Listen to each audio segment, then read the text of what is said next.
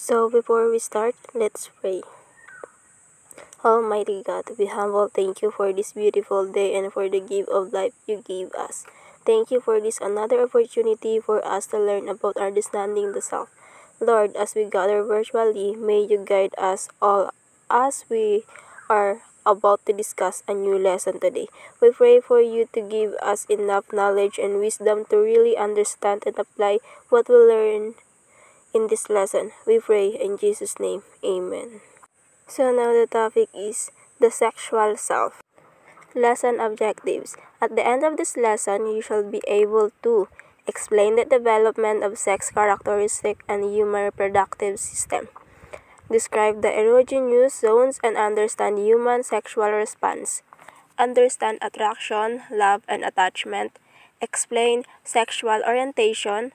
Identify the causes and consequences of sexual transmitted infection and early pregnancy, and reflect on the importance of contraception and reproductive health law. Physical development. The beginning of adolescence is marked by rapid physical change, including the maturation of the reproductive system and the development of different sexual characteristic. So, ang sabi daw po doon, ang simula daw po ng kabataan ay minarkahan ng mabilis na pisikal na pagbabago kabilang ang pagkahinog ng sistema ng reproduktibo at ang pagbuo ng iba't ibang sexual na katangian. Two types of sexual characteristic. The first one is called primary sex characteristic. These are physical characteristics that are present at birth. In women, these characteristics include the vagina, uterus, and ovaries. In men, the primary sex characteristics include the penis, testes, or testicle, scrotum, and prostate gland. Basically, primary sex characteristics are body structure that make reproduction possible. So, ang sabi daw po doon, mayroon daw pong dalawang uri ng mga sexual characteristic. Ang una ay tinatawag daw po na pangunahing katangian ng sex. Ito ay physical na naroroon sa kapanganakan. Sa babae daw po, ang mga ito ay katangian na kasama ang masilang bahagi ng katawan ng babae, matriz, at ovary. Sa mga kalalakihan naman daw po, ang pangunahing katangian ng sex ay kasama ang testes, masilang bahagi ng katawan ng lalaki o testicle, scrotum at prostate gland. Talaga ang pangunahing katangian ng sex ay ang mga struktura ng katawan na ginagawang posible ang pagpaparami. The other sexual characteristic is called secondary sexual characteristic. Unlike the primary sexual characteristic, the secondary sexual characteristic develop during the onset of puberty. For women, the earliest evidence of puberty are the enlargement of the breast, menstrual cycle, widening of hips, enlargement of buttocks, and growth of pubic hair, testicular growth, sperm production, appearance of facial, pubic, and other body hair, and deepening of voice are some of the first sign of puberty in men. Ang secondary sexual characteristic, ito yung pagbabago, pagde-develop sa ating katawan. Like sa babae, lumalaki ang kanilang breast, nireregla at ang kanilang hips ay lumalaki din. At tinutubuan sila ng mga buhok sa iba't ibang bahagi ng katawan like sa underarm. And sa mga lalaki naman, nagbabago yung kanilang boses o mas nagiging matured ang kanilang boses. Dito makikita yung mga parts ng mga sa babae at sa lalaki. Another important part of physical development is hormones. Hormones are natural substance that is produced in the body that influences the way the body grows or develops. Ang hormones, ito yung nakaka-influence siya sa ating body kung paano o kung ano yung paraan to grow or develop. Testosterone, estrogen, and progesterone are some examples of hormones. During puberty, testosterone and other androgens stimulate the development of primary and secondary sex characteristics and also increase the sex drive. The level of testosterone production is fairly constant. So, ang sabi daw po dun, sa panahon daw po ng pagbibinata, ang testosterone at iba pang mga androgens ay nagpapasigla sa pagbuo ng mga pangunahin at pangalawang katangian ng sex. In women, the ovaries produce estrogen and progesterone as well as small amount of testosterone. Estrogen promotes female reproductive capacity and secondary sex characteristics. The production of female sex hormones follows a cyclical pattern on an approximately 28-day monthly cycle. Kapag ang isang itlog ay nilabas mula sa mga ovary, ang production ay nangyayari sa panahon ng ovulation or ovulation period. The two ovary are produced or gumagawa, mag-imbak at maglabas ng mga egg cells sa panahon ng ovulation. Ovulation. Ang regla ay maaring mangyayari 14 days pagkatapos ng simula ng regla. Reproductive system is the system of sex organs designed for reproduction or sexual function. Female reproductive system include two ovaries, the fallopian tubes, uterus, vagina, and clitoris. On the other hand, male reproductive system includes penis, testes, scrotum, prostate gland, seminal vesicles, vas deferens, and epididymis. Ang reproductive system, ito ay ang bahagi ng katawan ng tao na may kinalaman sa pagbubuntis at pagpaparami. What turns people on? Human sexual arousal may be produced by direct stimulation of the body's erogenous zones. Ayon kay Freud, ang mga erogenous zone ay mga bahagi ng katawan na nagbibigay ng kasiyahan o nakakatanggap at nagpapataas ng sexual na pagpukaw pag hinahawakan sa isang sexual na paraan. Ang ilan sa mga kilala o halimbawa ng erogenous zone ay ang masisilang bahagi ng katawan tulad ng bibig, dibdib, tenga at sa mas mababang antas. One of the most basic sexual stimulation is masturbation, of self-stimulation that causes sexual pleasure or orgasm.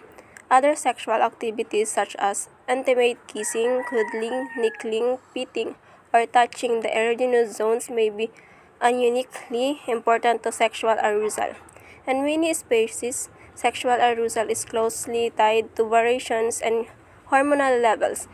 In humans, however, hormones play less of a role. In one sense, the brain is where sexual desire originates and where sexual behavior is controlled. Cognitive factors thus play an important role in sexual arousal in humans. Culture also influences the expressions of sexual. William Masters and Virginia Johnson used the term sexual response cycle to describe the changes that occur in the body as men and women become sexually aroused. They divided the sexual response cycle into 4 phases. Excitement phase. In the excitement stage, the body prepares from sexual activity by tensing muscles and increasing heart rate and blood pressure. Beginning of sexual arousal, simula ng sexual na pagpukaw. Can last from 1 minute to several hours. Maaaring tumagal mula sa 1 minuto hanggang ilang oras. Pulse rate increases, body pressure rises, breathing quickens, and the skin show as a rosy flush, particularly on the chest and breast area during this phase.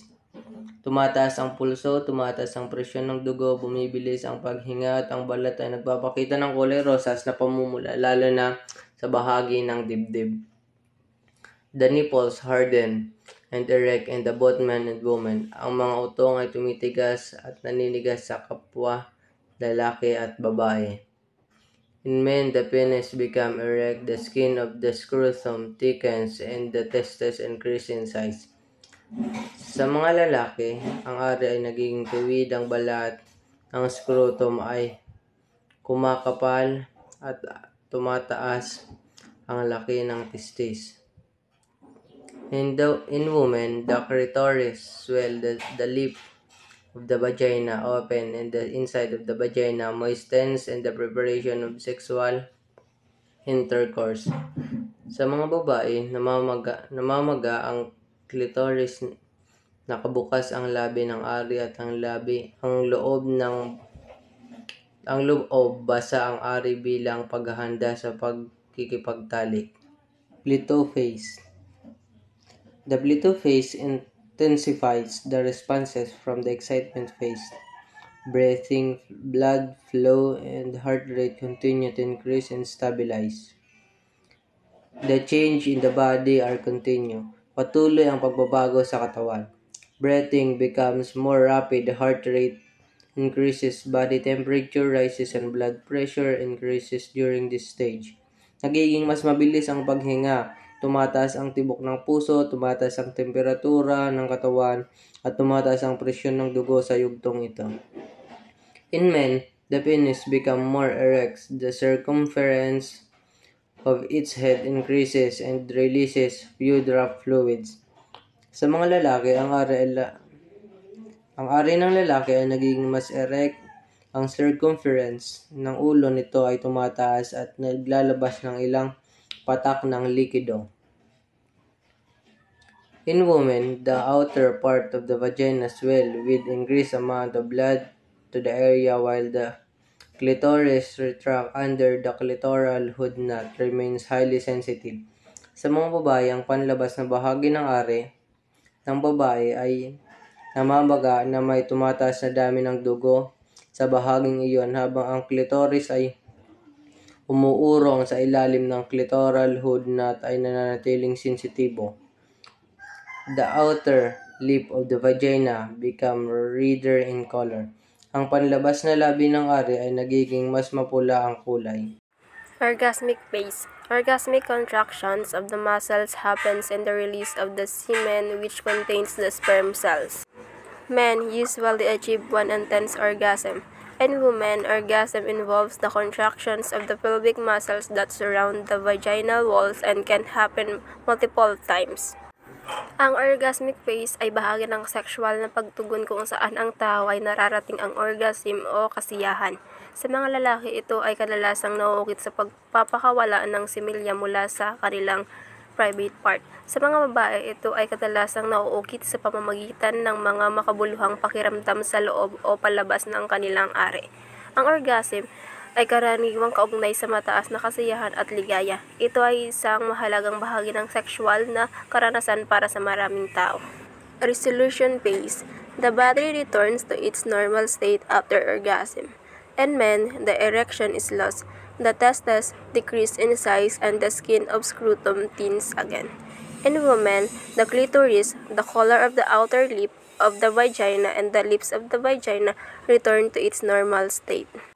Ang resolution phase, ito ang bahagi ng sexual na pagtugon kung saan ang katawan ng tao ay bumabalik sa normal na kondisyon mula sa mga pagbabago na nangyari sa orgasmic phase.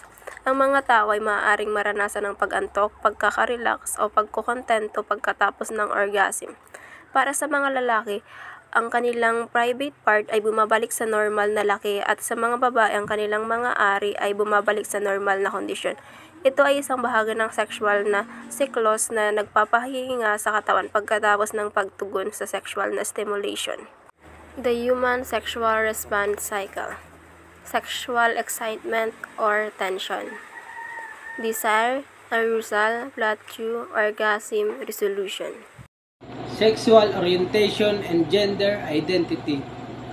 Sexual orientation refers to sexual and romantic feelings for people of the same gender, a different gender, or more than one gender. People who identify their sexual orientation as straight or heterosexual typically feel attracted to people of different gender than themselves. People who identify as lesbian or gay typically feel attracted to people of the same gender as themselves. People who identify as bisexual typically feel attracted to more than one gender, such as being attracted to both women and men. Pansexual is a term used by people who feel attracted to more than one gender and feel that other terms don't include people who are transgender and gender nonconforming, people who have a gender identity or gender expression that doesn't match their sex assigned at birth. People who use the term queer may use it to mean lesbian, gay, bisexual, or pansexual, or they may use it because other terms terms don't quite describe their experiences. Some people might identify their sexual orientation one way, but experience attraction that don't match the label they are using. For example, a person might identify as straight but feel attracted to people of the same gender or more than one gender, and sometimes act on those attraction. Sexual orientation can also change over time for some people. For example, a person might be attracted only to people of the same gender as themselves and then later be attracted to more than one gender. This is normal. It just means that sexual orientation is complicated for some people. Gender identity is a person's internal feelings of being a woman, man, both, or neither. Ang gender identity ay ang pagkilala ng isang tao sa kanilang sarili bilang lalaki, babae, o iba pa. Habang ang gender expression ay ang paraan kung paano nila ipinapakita o ine-express ang kanilang gender identity sa pamamagitan ng kilos, kasuotan, at pag-uugali. Most people have a gender identity and or gender expression that matches their sex assigned at birth. However, some people have a gender identity or gender expression that is different from their sex assigned at birth. These people might use the term transgender. Halimbawa, ipinanganak kang lalaki at nagpagawa ka ng katulad ng sa babae, ang tawag doon ay transgender o yung nagpalit ka ng iyong gustong kasarian, or gender non-conforming to describe their gender identity. Gender can be expressed in many ways through our clothes, speech, activities, hobbies, and our behaviors. It's okay for any of these things to change at different times or in different situations, depending on what feels comfortable. Depende kung saan kang comfortable na kasarian. Many people confuse the two, but here is a simple way to understand the difference. Gender identity is more about who you are, and sexual orientation is about who you have a crush on. Sexually transmitted diseases. Sexually transmitted diseases, sometimes called sexually transmitted infections. Ito ay mga uri ng mga infection o sakit na naipapasa mula sa isang tao papunta sa iba sa pamamagitan ng pakikipagtalik. According to the National Institute of Allergy and Infectious Diseases of the National Institute of Health of the United States, STD can be caused by bacteria, viruses, and parasites. STD are significant global health priority due to impacts on women and infants, according to Alata, Kasley, Serapica, and Pawilin. STD can lead to long-term health problems. Madalas, ang mga sexual transmitted diseases ay maaaring maging sanhi ng mga sintomas tulad ng pangangati, pamamaga, pagsusuka, at masakit na pakiramdam sa genitalia, ngunit maaari rin itong maging sanhi ng mga komplikasyon tulad ng pelvic inflammatory disease, cervical cancer, ectopic pregnancy, at iba pang mga problema sa kalusugan. Some of the most common STD are Human immunodeficiency virus or HIV. Human immunodeficient virus or HIV and autoimmunodeficiency syndrome or AIDS are terms used interchangeable. However, HIV infection and AIDS are not the same condition, and they are not the same diagnosis. HIV is a virus that attacks a type of white blood cell called a CD4 cell in the body immune system. It reduces the body's ability to fight infection and illness. Ang HIV ay isang virus na naapektuhan ang immune system ng tao. Ito ang sanhi ng AIDS na nagpapababa sa kakayahan ng katawan na labanan ang iba't ibang uri ng infection. On the other hand, AIDS is a syndrome or range of symptoms that may develop in time in a person with HIV who does not receive treatment. A person can have HIV without developing AIDS, but it is not possible to have AIDS without first having HIV. Chlamydia. Chlamydia is a common STD that can infect both men and women. It can cause serious permanent damage to a woman's reproductive system. This can make it difficult or impossible for her to get pregnant later on. Chlamydia can also cause a potentially fatal ectopic pregnancy. Ang chlamydia ay isang uri ng bakterya na nagdudulot ng infection sa mga genital organ, urinary tract at iba pang bahagi ng katawan. Madali itong mahawa sa pamamagitan ng sexual na kontakto. Number 3. Gonorrhea. Gonorrhea can infect both men and women. It can cause infection in the genitals, rectum, and throat. It is a very common infection, especially among young people aged 15 to 24 years. You can get gonorrhea by having vaginal, anal, or oral sex with someone who have gonorrhea. Furthermore, a pregnant woman with gonorrhea can give the infection to her baby during childbirth. Some men with gonorrhea may have no symptoms at all. However, men who do have symptoms may have burning sensation when urinating, a white, yellow, or green discharge from the penis, and painful or swollen testicles. Most women with gonorrhea do not have any symptoms.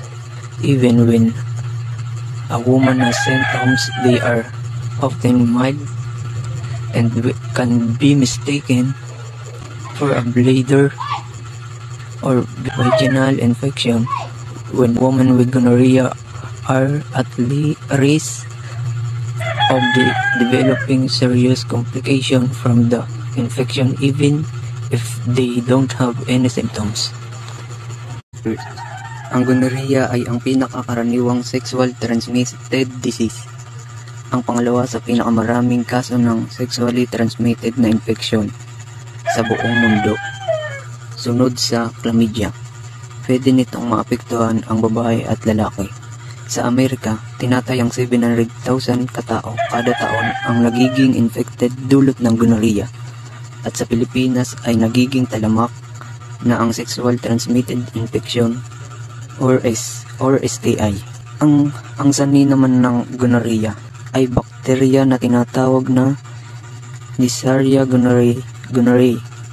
Ito daw po ay pwedeng maisalin mula sa infected papunta sa isang malusog na tao. Ang mga sintomas naman ng gonorrhea sa babae: pangangati ng kanilang private parts, vaginal bleeding or spotting, pagsakit pakiramdam kapag umiihi, pagkakaroon ng rectal discharge or pagtutubi, at masakit na pagdumi. Sa lalaki naman, pwede silang makaranas ng sakit o anumang discomfort kapag umiihi, at milk discharge mula sa kanilang private parts, at sakit or pamamaga sa kanilang itlog. Number 4. Syphilis. Syphilis is divided into stage: primary, secondary, latent, and tertiary, with different signs and symptoms associated with each stage. A person with primary syphilis generally has a sore or sores at the original site of infection. These sores usually occur on or around the genitals, around the anus or in the rectum, or in or around the mouth. These sores are usually, but not always, firm, round, and painless. Symptoms of secondary syphilis include skin rash, swollen lymph nodes, and fever. The signs and symptoms of primary, secondary syphilis can be mild, and they might not be noticed during the latent stage. There are no signs or symptoms. Tertiary syphilis is associated with severe medical problems. A doctor can usually diagnose tertiary syphilis with the help of multiple tests. It can affect the heart, brain, and other organs of the body. Center for Disease Control and Prevention. Ang syphilis ay isang uri ng sexually transmissible infection o isang uri ng infeksyon na nakukuha sa pakikipagtalik sa taong meron nito. Maaari rin po itong maisalin ng nanay na meron nito sa sanggol sa kanyang sinapupunan. Hindi po ito nakukuha sa paggamit ng toilet o pagsaswimming. Maski na mahawakan po ninyo ang bagay na nahawakan ng taong may syphilis, hindi po kayo mahahawak. Ganun pa man, maaaring mahawa nito sa pamamagitan ng direct contact, sakor o singaw ng syphilis. Human papillomavirus (HPV) is the most common sexually transmitted infection in the United States. 79 million Americans, most in their late teens and early 20s, are infected with HPV. It is commonly spread during vaginal or anal sex. Some health effects caused by HPV can be prevented by the HPV vaccines. Ang HPV ay isang uri ng virus na may iba't ibang strain. Ang ilang strain nito ay maaaring magdulot ng mga genital warts at ang iba naman ay nauugat sa mga cancer sa reproductive organs kasama na ang cervical cancer. Herpes simplex virus. Herpes simplex virus is among the most prevalent of sexually transmitted infections. May dalawang uri ng herpes simplex virus. HSV1, karaniwang sanhi ng cold sores, at SHV2, karaniwang sanhi ng genital herpes. Ito ay nagdudulot ng mga sore o pasa sa mga labi, bibig o genital. Trichomoniasis or TRECH is an STD that is caused by infection with a protozoan parasite called Trichomonas vaginalis.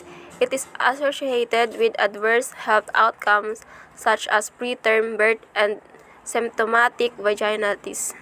Ito ay isang infection na sanhi ng isang parasitic na organism. Karaniwang nagdudulot ito ng pangangati, pag-ihi na masakit at mga sintomas ng infection sa genital area. Triangular theory of love.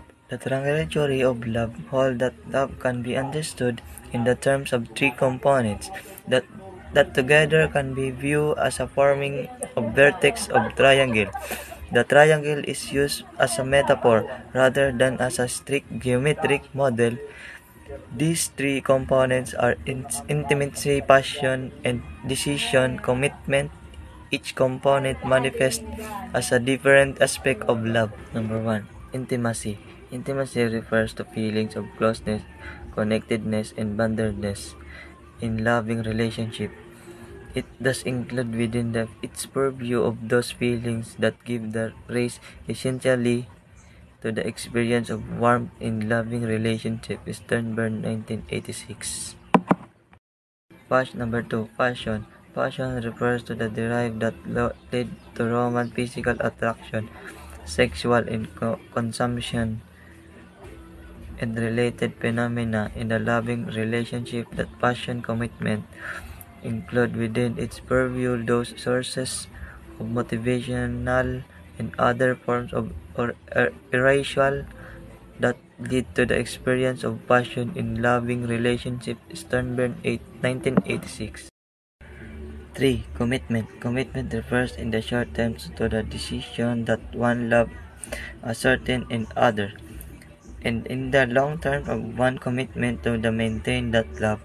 These two aspects of the decision commitment component do not necessarily go together, in that one can decide to love someone without being committed to the love in the long terms, or one can be committed to the relationship without acknowledging that one loves in other person in the relationship. Sternberg, 1986.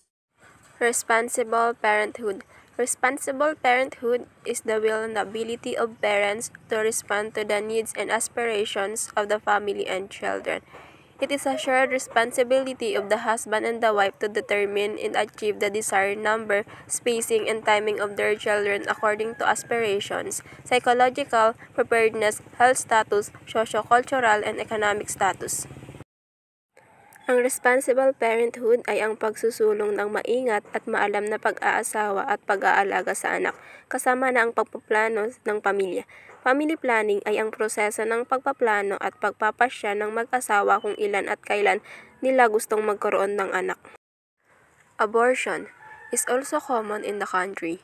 According to Population Institute of the University of the Philippines, more than 46% of teenage pregnancy women resort to induced abortion, and 2 of every 5 teenage pregnancies are unwanted ones. Ang abortion ay ang pagpapalaglag o pag-aalis ng fetus mula sa sinapupunan ng isang babae bago ito maging isang buhay na sanggol. May iba't ibang mga dahilan kung bakit isinasagawa ang abortion, kabilang ang hindi plano o hindi inaasahan ng pagbubuntis, medical na mga issue at personal na desisyon. Method of contraception can be categorized into 3. Old methods, traditional or natural contraceptives, and modern contraceptive methods. Old methods o lumang paraan para mapigilan ang pagbubuntis. A. Chinese women, umiinom sila ng lead at mercury para kontrolin ang fertility. B. Gumagamit sila ng mga halamang gamot, olive oil, luya at likido ng tabako para patayin ang semen. C. Noong 16th, French prostitutes used ascetic douche. D. Greek women jump 7 times backward after intercourse. Traditional or natural contraceptives. A. Periodic abstinence, calendar, cervical mucus. B. Withdrawal. Tinatawag din na cutus interruptus, labas ng similya sa bibig ng ari ng babae. Mataas na prosyento ng pagkakamali dahil sa pre-ejaculations. C. Lactational amenorrhea method. Batay sa pagpapasuso, epekto hanggang 6 month pagkatapos mga anak. Eksklusibong pagpapasuso, hindi pa bumabalik ang regla. Modern contraceptive methods. A. Hormonal methods. Sa hormonal methods, para maiwasan ang pagbubuntis ng maaga, umiinom sila ng pills, nagpapa-inject, at nagpapa-implants. B. Bayer methods. Pinipigilan ang pagbubuntis sa pamamagitan ng pagblock ng itlog at similya. Mas mataas na prosyento ng pagkakamali kumpara sa hormonal na paraan dahil sa disenyo at pagkakamali ng tao. Spermicides. Male condoms. Female condoms, diaphragm, cervical cap. C. Emergency contraceptive. Must be taken within 72 hours of the act of the unprotected intercourse or failure of contraception method. Floods the ovaries with high amount of hormone, prevents ovulations. Alters the environment of the uterus, making it disruptive to the egg and sperm. D. Surgical methods. Involves surgical procedure to prevent fertilization of the egg. Tubal ligation, vasectomy.